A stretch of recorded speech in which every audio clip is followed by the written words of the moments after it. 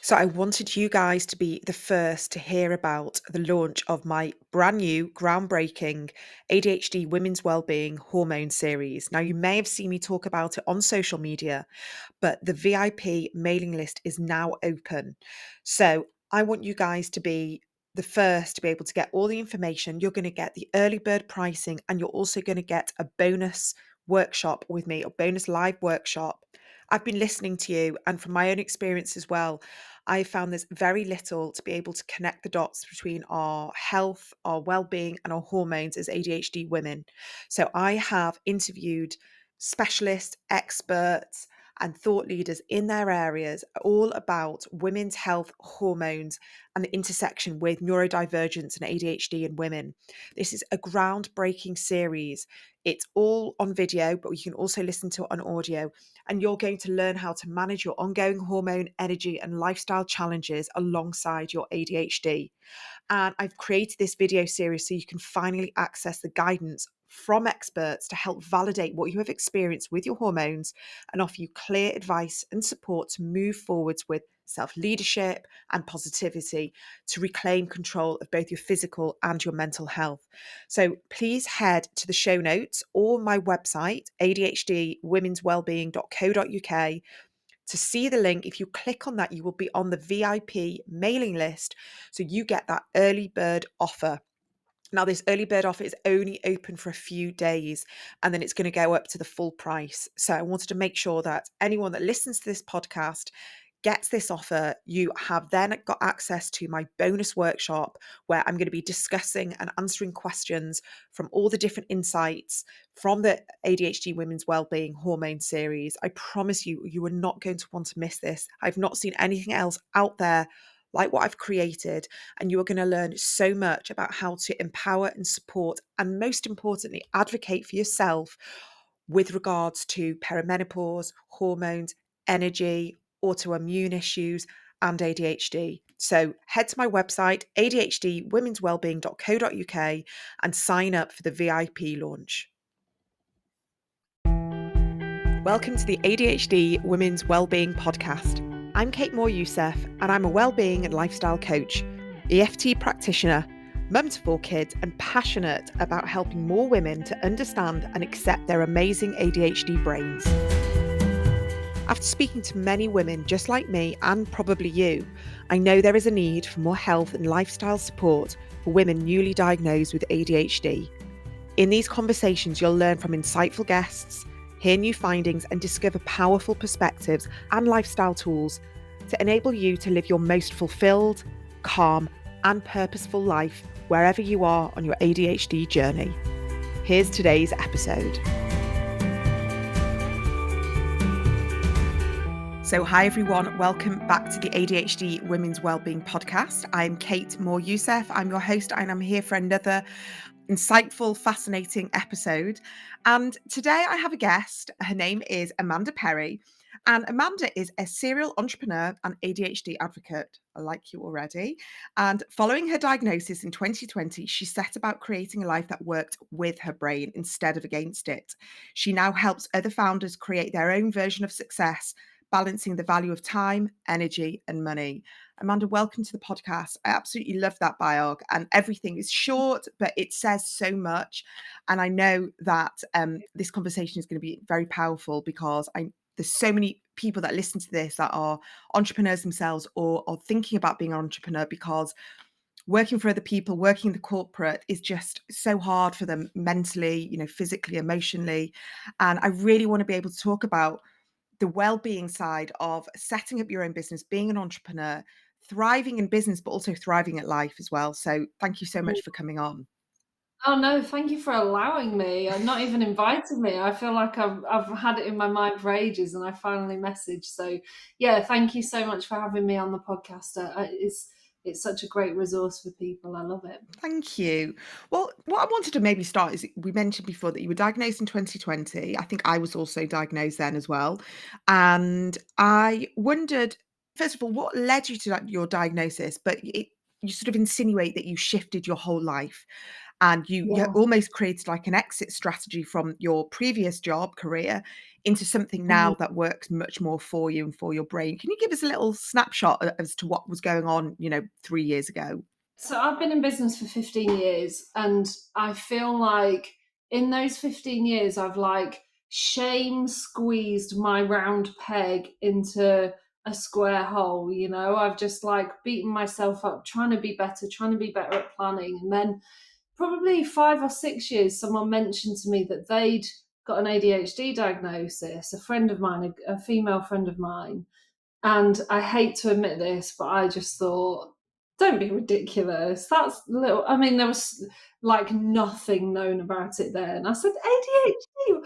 And she said, the reason I'm telling you is because I really think you need to speak to someone about it. And I just kind of dismissed it. I thought it stayed in my mind, but I just dismissed it. And then a member of my family started talking about it, started researching it more, and mentioned it to me. And three members of my family ended up getting diagnosed at the same time. We all kind of, which, do you know, I'm so grateful for. I speak to so many people who got diagnosed alone, their family don't believe them, they think it's ridiculous or made up, or everyone's a little bit ADHD. So I'm so glad that I had that support system to kind of navigate that journey. And I think at the time I had my marketing agency, which had grown really, really rapidly through lockdown, which was obviously that year. So we were kind of coming to the end of 2020, and I got my diagnosis.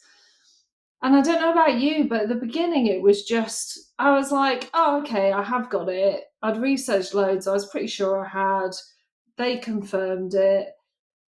And I had a bit of a, I feel like there was a couple of months around that time where I just didn't really take it in. It took a while to kind of settle in. And then it was just like hitting a brick wall. The kind of the grief, the sadness, the sense of just deep, deep sadness for me as a child, like thinking, and all through my life, you just, I don't know about you, but having these flashbacks of things that happen, you think, oh my God, that was it, or that. And for my mom understanding more about it, and the guilt for her kind of not recognizing it in us as children. So there's so much to it. I think it took me a while to really understand how it impacted me on my day-to-day business. I had a big team, I had a lot of clients. RSD is a huge, huge issue for me.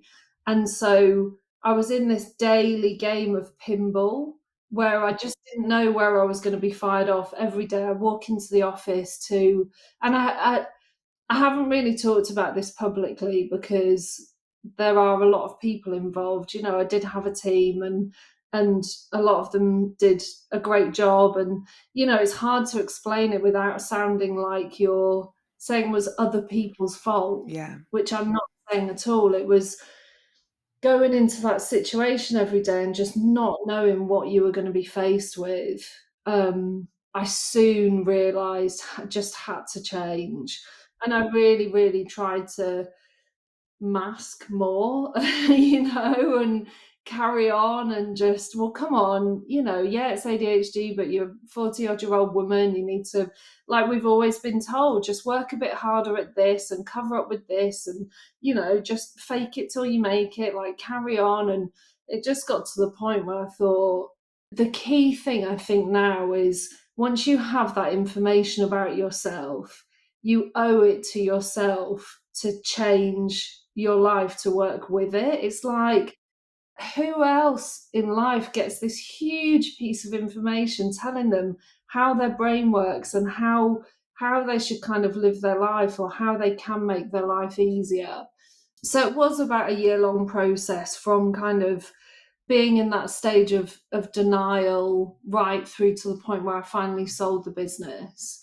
And that definitely didn't come without its challenges and, you know, obstacles. But my God, I just, I mean, if I could bottle the feeling I have now, I could sell it for millions. You know, Yeah. if I give everyone that sense of, I guess I have to caveat it with privilege in terms of, you know, being able to do the work I do from home, But it's not about money, it's not about, "I can choose what I want to do because I have cash." I have to make money, it wasn't a huge business sale.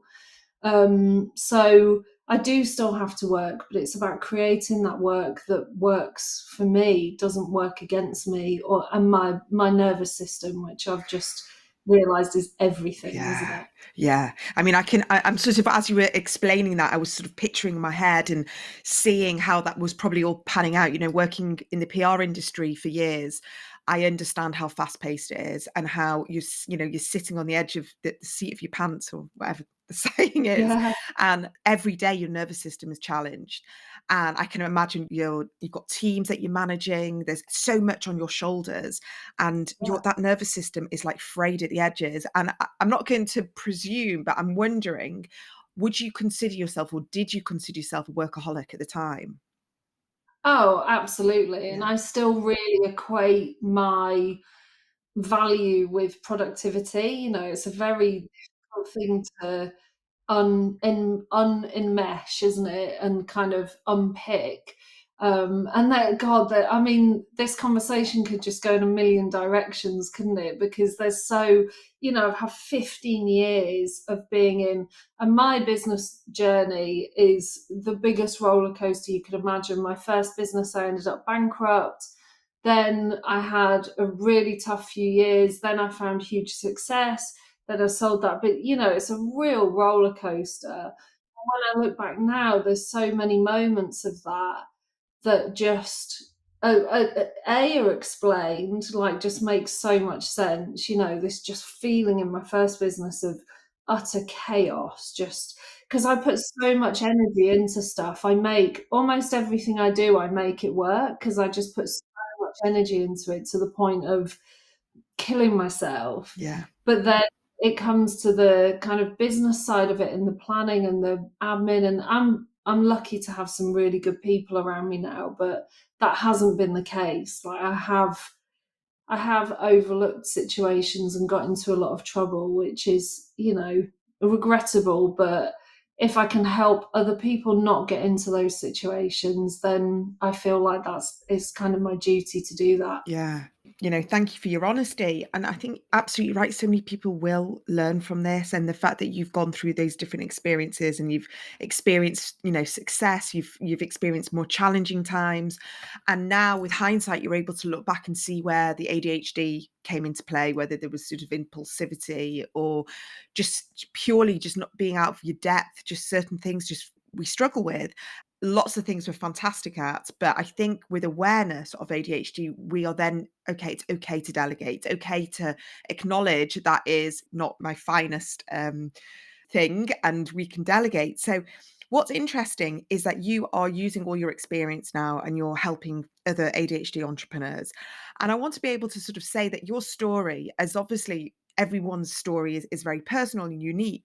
I hear this a lot. I hear this so much that especially women, they're at the brink of burnout. They put their value and their worth in their career because it's taken them a lot of effort to get there.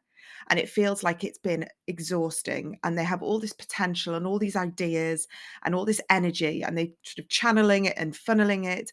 And it's exhausting when we are kind of like we don't know what's going on. We don't understand why we keep hitting those same challenges. So when we get the awareness of the ADHD, it's like, okay, now I understand, and we're able to give ourselves that forgiveness, and we're able to Mm. say, okay, like now I know what not to do. So is that what you're? I guess is that how you work now? Because I want to speak to the entrepreneurs that are listening to this podcast. I want to speak to the people who are working in jobs in corporate positions where they are just it's not purpose driven. They are feeling like their soul is being sapped dry, that they're doing something that just goes completely against everything. I always talk about this alignment, and I'm thinking about one particular client at the moment who says that she's at the top of a game, but there's just no purpose. All she wants to do is work in a purpose driven job, but that means that she's got to leave the corporate environment. She's got to probably retrain. Huge amount of fear around money, around mortgage, around supporting herself. There's all these practicalities, but when we've got an ADHD brain, I do notice that it all kind of falls into place when we are living more in alignment with the way we want to work and the environment that we want to work in. So how do Mm. you help people make that transition, I guess, from making that awareness, seeing themselves, seeing their challenges, seeing what they're good at, and then making that transition into being, I guess, working in the way that works for them and works, with their Yeah. brain? Yeah, it's a bit of a three-step process for me. Well, four steps. So the first step for me is where are we now? Like, what is actually going on now? I'm really digging into that, not just what the business is or what the career is, but what bits of it do you love? When you look at your calendar, what's like a good day for you? What bits do you really thrive in? Because I think it's easy as my goodness, I've learnt this from sharing more about ADHD over the last few weeks on Instagram. But one thing about ADHD that we seem to overlook is everyone experiences it differently, don't they? I can't work with someone and assume that they love the bits that I love. So that's the first step. The second step is where do we want to get to? If we know what that looks like, where do we want to get to in terms of is that a feeling? Is it a specific revenue goal? Is it a career, is it a different career that they know about? The key part for me is about creating our own personal rules. And these are like non-negotiables. These are, the thing at a career fair where someone says, "What do you want to do?" These are the starting point for us. So that might be my RSD is a huge issue. I can't work in an office around people, or I have a really young family. They're my key priority now. I know if I try and do too much, that's going to suffer, and that is my non-negotiable. You should come up with like three or four rules. And then it's about putting all of that together. So starting with the rules and making a plan to get to that end point. And it might be, I'm very, like I always say, fixed on the destination, flexible on the journey. So know where we're going. And the way we get there isn't fixed. It's about kind of feeling it out along the way. But the key part is the rules, because so many people create this goal and just get themselves into the same situation again. Like my rules now are working from home, having Friday afternoons off, not having anything in my calendar on a Monday, and just having that time freedom, having the flexibility to still work with people, Mhm. but not in an environment where I feel stuck and trapped and surrounded by the wrong people. So that's the key for me, is really, really the rules bit. I think that's the part that people really overlook and seem to, and that's where we see the patterns repeating themselves. Yeah, yeah. I mean, I love that because I work in a similar vein, and it's like if unless we know those key values, rules, values, whatever you want to call them, and it doesn't matter, you don't have to start pinpointing, like being super specific. It's just like you say, flexibility, freedom, space, family. It could be creativity. It could be, very specific working hours. And like you say, if we don't pinpoint the foundations, then it's all just a bit of a free fall. And especially with ADHD, because I believe that the key to success is understanding those foundations. And it can be any job that you're in, any career, you can be doing anything. But, say someone's values are, if they haven't got kids or family, they want to travel, or they want to meet new people, they want to work in new environments. Then working on your own in at home every day, that's not going to get you there. And so we have to kind of start getting a bit curious. And I love all this because then it starts getting like a bit more fun. And I really believe that our careers should be fun. I believe that I making do. money should be fun. It should be exciting. It should be challenging.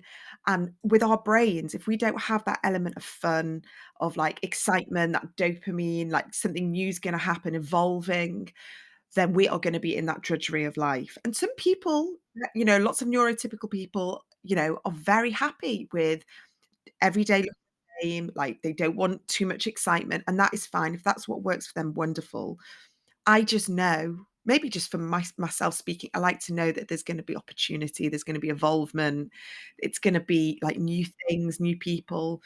I completely agree. I think one of the things we really overlook in ADHD, and I know this kind of goes over into autistic spectrum as well, is like demand avoidance, which is a huge thing, isn't it? When it comes to the same task, the repetitive schedule every day, as soon as things become a demand and are no longer fun for us, it's like I don't know about you, but that's a huge thing for me. It just becomes immediate shutdown, whether I'm the demand, someone else is the demand, my calendar's the demand.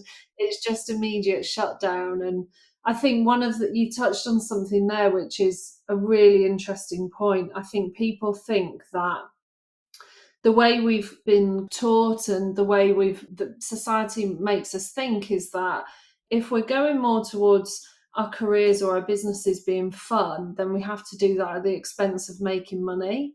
And people really don't understand how we can make the two match. Like, for someone with ADHD, if you're not having fun, you are not making money. Mhm. You know, exactly what you say. If your business or your career isn't challenging you, stimulating you, you are not making money. There's no money being made there. So I think it goes hand in hand, and I'm very much about creating this system so you make more money or so you find more success, depending on what that means to you. Okay, so let's get into the nitty-gritty. What would you say is an ideal environment for an ADHD entrepreneur to thrive? I think everyone's so different, Yes, aren't they? Which true. is a really difficult, it's not a great answer. One thing I would say, just going back a step, one area that I'm finding a lot of inquiries, conversations, supporting people is in the kind of curious slash self-realization area, where they're not diagnosed Mm, and they recognize some of the traits, and either they're not interested in a diagnosis, or maybe they can't afford one, or wait list, or all those problems that we know about. But that's one area that I'm finding a lot of people who, and I personally think that self-diagnosis, self-realization is entirely valid in the system that we're currently living in. And if you recognize a set of traits that's shared by a diagnosed community who have been working for years to build systems and find ways around it and understand it a bit more, and you can kind of join that community or piggyback on those systems to make your life easier, I think, like, more power to those people. In the founder community, there's a lot of women, particularly, who are in that pre-diagnosis kind of ADHD curious stage, that I'm able to help a lot, because that's where I can make the biggest changes for people, because giving them the systems that I've worked with other founders who are maybe a bit further on with makes such a huge dramatic impact to those people.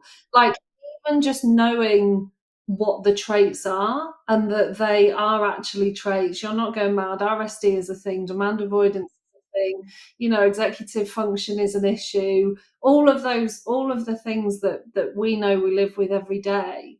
That's where I'm able to make real progress with people and see the biggest results. So just starting with the foundations, the values, as we've said, it's just understanding that you can create a business in a way that works for you, that still aligns with your purpose and your passions and your financial goals and your, ego driven kind of idea of success at the start of it. And that's where I'm seeing the biggest progress with people, just really starting from those foundation points and building from there. yeah, I mean, I think another myth that I think people think, if you're gonna set up your own business or you're gonna be an entrepreneur, that it has to be, like, really complicated and it's got to be, like, really big and really scary. But actually, I believe that we are better with simplicity. And I know you're talking about Yeah. systems, and the word systems, does something to my body and makes me go shudder, because I just think of, Same, same. like, scary, like, computer systems and all these systems that I don't understand. But I have implemented specific systems which are very simple to use, which have helped me, a huge amount. And, for me, I have created a bit of a team around me, a part-time team where I've been able to delegate to, because I was trying to do it all. I was trying to do it all and I was trying to be it all, and I just can't do it anymore.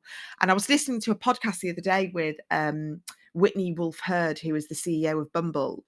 And it was really interesting. She was talking about how, she left Tinder and she saw this, gap in the market for more sort of female empowered dating app.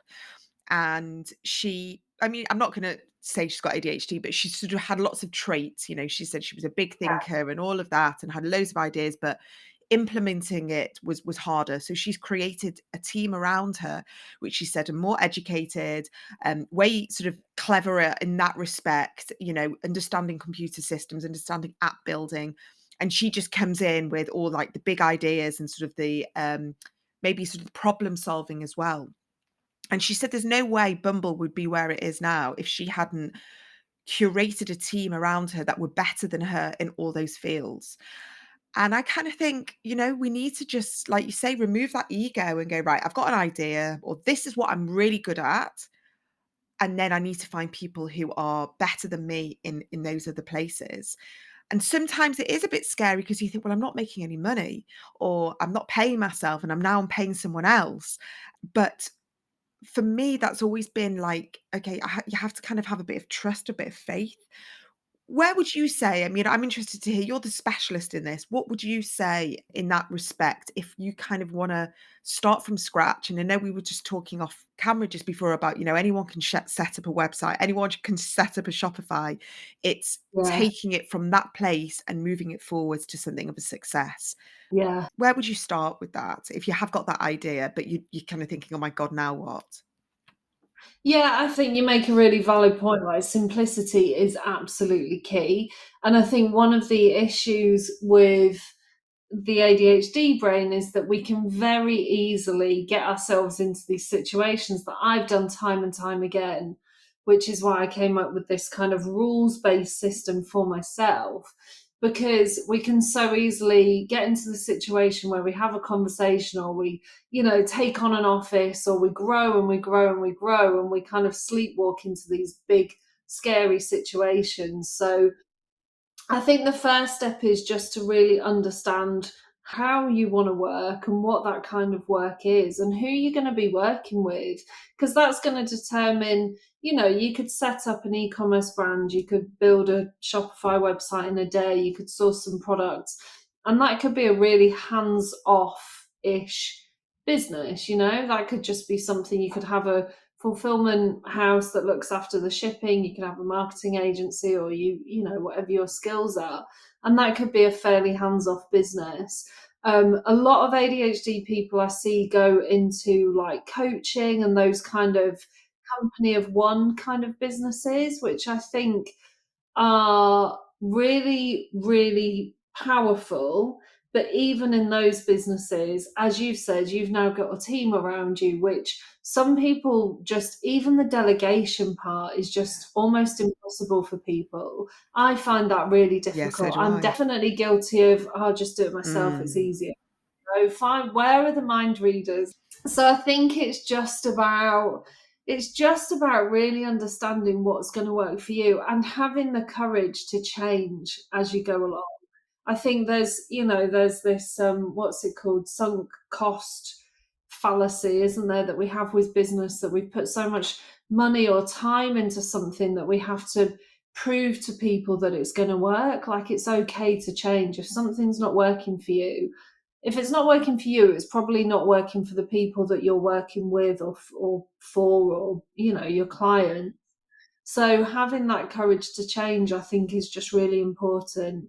And not enough people do that, particularly with an ADHD brain where even change is difficult, isn't it? Even thinking about, I'm going in this direction, the turning circle to kind of pivot or to change that is so huge. I wouldn't even really start. So, yeah, I think business is really easy to get into these days. The thing that I see tripping lots of people up is when you do start growing and then you start perhaps hiring, or even having to do your tax, all that admin stuff. So even if it's not a team that you have in place, just making sure from the beginning that you have the right support network around you, of someone who can make sure that your taxes are filed on time and that they're correct, and you know you're not gonna incur fines or late charges and that kind of thing.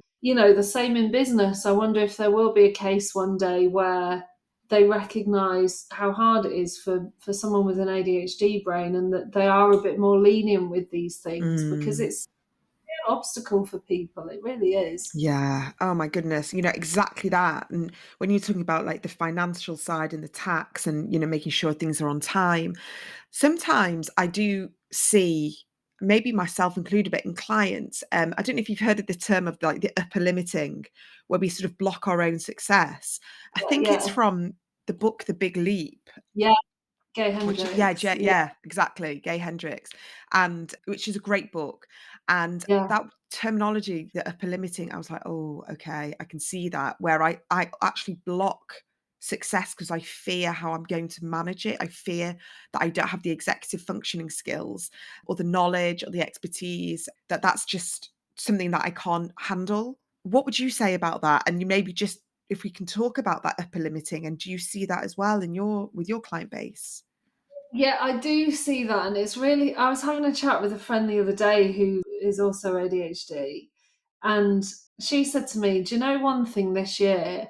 I am happy with that glass ceiling. I am gonna find comfort with my head resting on that glass ceiling." And just her saying it, I was like, oh, like, I just felt my whole body relax, you know? Maybe we don't have to smash through those upper limits. Maybe those upper limits are there to protect us and to make us feel, in the kind of mindset space. There's, like, limiting beliefs, and there's so many different ways to cut it, aren't there? I do think that people should strive, but I also think there's something really nice about, "I'm just gonna rest my head on the for a little while, you know. I'm not gonna Totally. try and smash it." That's it just a really nice, and I put a post out yesterday on Instagram talking about, what if business was gentle? Like, what if the sprints were more of a jog? And it is a bit idealistic, isn't it? Because we all know we wanna make money, and we Mm. we we want to get more work done in less time so we can spend more time with family. It is a bit idealistic, but I do think there's a way. And I think the more we kind of point out this ridiculous toxic hustle culture, and the more that the people who were the big kind of advocates of that get shown up and highlighted, and I just think that there's a more gentle way that isn't about not making money, and isn't about, but maybe it's about realizing that our energy and our time is as valuable, if not more, than money, Yeah, you know? What if you just had enough? yeah. This is totally my vibe because, when we break it down like that, yes, we can have a seven-figure business, whatever that is, and you could be burnt out, exhausted, ill, on the brink of divorce, you never see your kids, and it's not sustainable. And if we wanna enjoy our careers, we wanna enjoy how we work, and there's, hopefully some form of balance, that this amble that you talk about, this kind of like gentle jog, is probably the most sustainable way of doing it. Yes, it's not glitzy and glamorous and look at me, I'm, smashing and I'm on the front page of Forbes and all of that. And there is a place for these people, and maybe these people have got rock solid nervous systems. Maybe they have got like an amazing team behind them. Maybe they have a full-time nanny. Maybe they've got their mum who's around the corner and, helps them with childcare. Maybe they've got a stay-at-home husband or partner or whatever that is. But if that's not the case, we can't compare ourselves to something that we're not. So I always just think, as I get older and as I get a little bit wiser, I kind of think, what is it that I want to be? Do I want to have 100,000 followers on Instagram? A lot of people have that. And I don't want that because I don't want to have this pressure to keep showing up. I don't want this No. pressure to be like, oh my God, I have to keep feeding it and feeding it. So, yeah, going back to your rules of what do you want out of life? Do you want to be constantly in this cycle of burnout? Do you want to be on the brink of exhaustion and anger and irritability and not being able to take any time off? Or are you happy with a more kind of low-key existence, but something's feeding your soul and it's purpose driven? Am I being too idealistic? Sometimes feel like I am, but I don't know. I mean, I don't think, I mean, I've literally just been through that process, and, my husband says to me every day, "You're just like a different person." Like, I just didn't know who was gonna come through the door when you come home from the office, and, a day of it's the best way I can describe it, this feeling of pinball that you're just being whizzed all over the place kind of uncontrollably and with no autonomy whatsoever. And what that does to your nervous system compared to being in control of my own calendar and, the times that I work. And even if that's, sometimes I will work in the evening because actually I quite like working in the evening because I haven't got emails coming through, and it means I can do other stuff during the day. And that's all part of building it on your terms, isn't it? And building it in a way that it can sound idealistic to a lot of people, can't it, when you talk about prioritizing your energy or your nervous system, or but once you really realize that that's all we have, I mean, it's all we have, isn't it? People die from dysregulated nervous systems. That, like, stress can actually kill you. And once you realize that that's all we really have, you realize that it's not flippant, is it? Or try to kind of, or even maybe it is privilege. Maybe there is some privilege in there, and being able to work in that way. But the people that we're speaking to in business that do have that autonomy, and they have taken that risk to create their own income and their own revenue streams, I think it has to be such a key part of, but especially if you have a neurodivergent brain, I think it has to be one of the key starting points. yeah, yeah. And I really do believe that there's a huge percentage of entrepreneurs that are probably neurodivergent because they've recognized how they best work. They best work probably on their own, managing their own time and kind of like working on their own terms. And I know, and Mm, I do believe you're right, there is a privilege there. But what I don't think should be a privilege is recognizing that we do have autonomy over our own mental health and over looking after ourselves. And so we are, no matter where you are and what you're doing with your career and who you work for and how you work, being able to recognize and create more of an awareness and more space around, okay, have I got time for daily exercise movement? Have I got time for some breath work? Have I got time to do something creative? Have I got time to just spend some space, time in nature? These are little tiny snippets of awareness that can lead us to understanding ourselves more and understanding what makes us tick better. And so I do believe that it should be a conversation for everybody because we're not talking about, taking time off to go on a retreat in Arizona. I'm not saying that, you've got to go to a yoga class every day. This is like free stuff that it's just being a bit more conscious about, which could then lead us to understanding ourselves better and understanding how we want to live better and how we want to work on our terms. And so going back to that sort of ADHD brain of ours and being able to work in a way that helps us thrive, that leads us to more purpose, that gives us more of that kind of like soul driven I don't know, I don't even know how to explain it, that joy when we wake up and want to get up in the morning and we've got that yeah, energy. It's just getting a bit curious, isn't it? It's just kind of like, well, what makes me tick? What aren't I doing right now that I know makes me tick, but I've not given time for? And again, going like, I had a client yesterday and I was asking her this question and she said, well, I love dancing and I love music. And I said, well, when was the last time you did that? She goes, for years. And it's just like, well, why don't you just crank up some music in the kitchen, just go for a dance yeah, and just see what yeah, happens? That doesn't cost any money. And so little things like that, I do believe it's like a breadcrumbs, isn't it? It's like you try one thing and then go, oh, okay. Why don't I just check out a dance class and see what that does? definitely. I think there's also something in there about believing that that way of living is possible, with so whether it's capitalism or patriarchy, whatever we want to blame it on, we're so conditioned, aren't we, to believe that things have to be hard. Like, and I guess this is where I talk about privilege, because I'm very aware that there's people out there working 4 jobs to make ends meet, and I know you can't speak to everyone in every conversation, but for the people who have started businesses and have taken on that responsibility of earning their own income and creating opportunities for others, you owe it to yourself to do that in a way that makes you happy.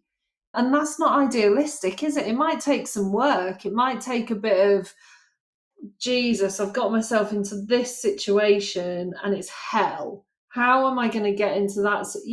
That might take a bit of work and a bit of time, but you owe it to yourself to start that process, because life is short, isn't it? And we work a large percentage of the time. It's really, really important to make sure that that work is fulfilling and joyful. And yeah, just when you said that feeling of waking up in the mornings, or that Sunday night feeling, as soon as you start having that, it's time to change, isn't it? And just waking up in the mornings with that sense of freedom and space and joy and excitement, is everything. It's so important. Yeah, yeah.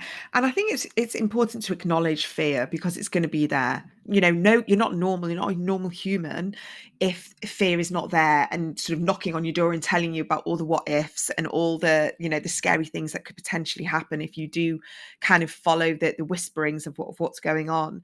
So, if you're listening to this and going, but what if this and what if that? And I've got school fees and I've got the mortgage and I've got bills and I've got this and I've got food, and it's really fine. And I think it's really important for you to kind of really get out every single fear that's there and really like list them, like every single tiny fear, like, well, what I wouldn't be able to afford, this, and I won't be able to do that. And what happens if this happens? Because I think the hardest bit is when we suppress it and push the fears down and dismiss them, because they'll keep coming back at you, whether it comes back at you in an illness, in your dreams, in back pain, whatever that is, it's going to come back. So I just always say, like, address your fears, talk to them, give them a voice, let them have their say, because the minute you let them have their say, I do believe they get quieter and they're not as, like, loud and shouty, and you're able to kind of almost negotiate with them.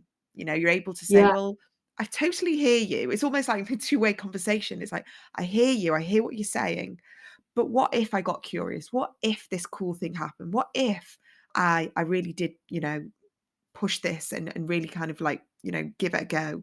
And I do believe that when we are honest and we're not, we are trying to be as authentic as possible, it is possible to move through the fears and start seeing, options, opportunities, resources, people, support. Like the thing they do pop up, those right people. And maybe someone that's listening now has been toying with the idea of, starting their own business, and they're listening to this podcast now, and it's like, maybe this is a sign, maybe this is something that I can do. And I'm not, if this person can do it, then I can do it. And I always say this to people: if I can do it, genuinely, the me 3 or 4 years ago, in a million years, would never have thought that I'd be where I am right now. And actually, I was organizing my office the other day, and I was reading through some old journals, and I'm not like a daily journal writer. I'm really not. I typically write my journals when there's a lot of stuff going down. And I was reading, I was going through a big coaching program, and some of the stuff that was coming out then, the me of 4 years ago, I was racked with self-doubt. There was absolutely no trust in myself whatsoever. My inner talk was just so derogatory and negative that I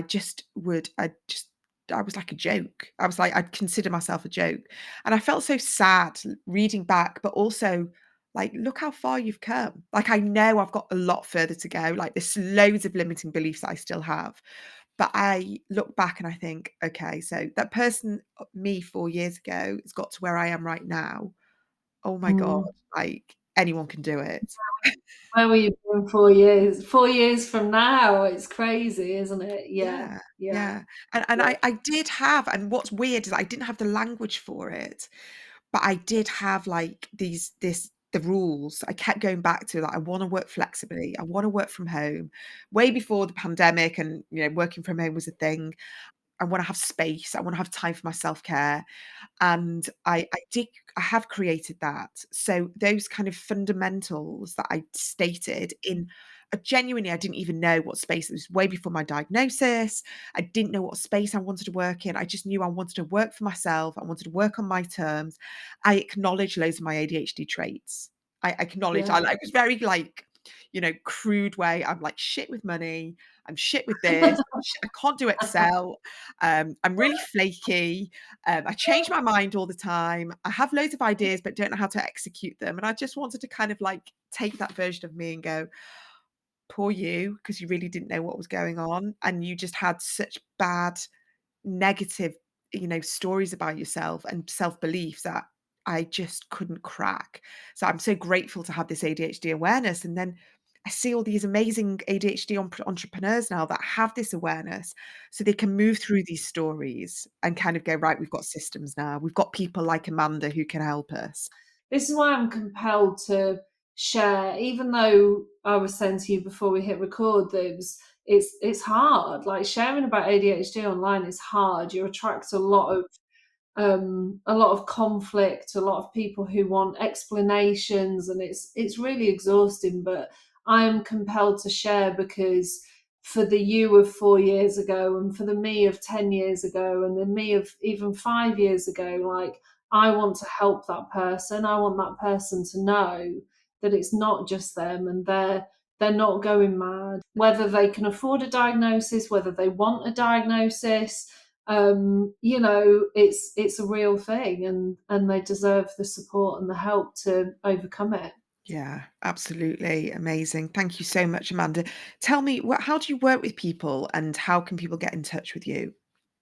So the main way, I'll be honest with you, I'm still kind of working it out. I only sold the agency just before Christmas. The main way I'm working with people right now is one to one. So through kind of power hour sessions where we just look at their business and their main kind of a very light version of looking at where they are now, where they want to get to, and some of their rules might be, or an ongoing kind of, I call it a sprint, but in brackets I have a jog. um, like a 3 months, because another thing is I'm currently going through the adoption process. So we're just about to adopt, and so I also can't plan things hugely far in advance. So it's just another thing for my brain to kind of add into the mix.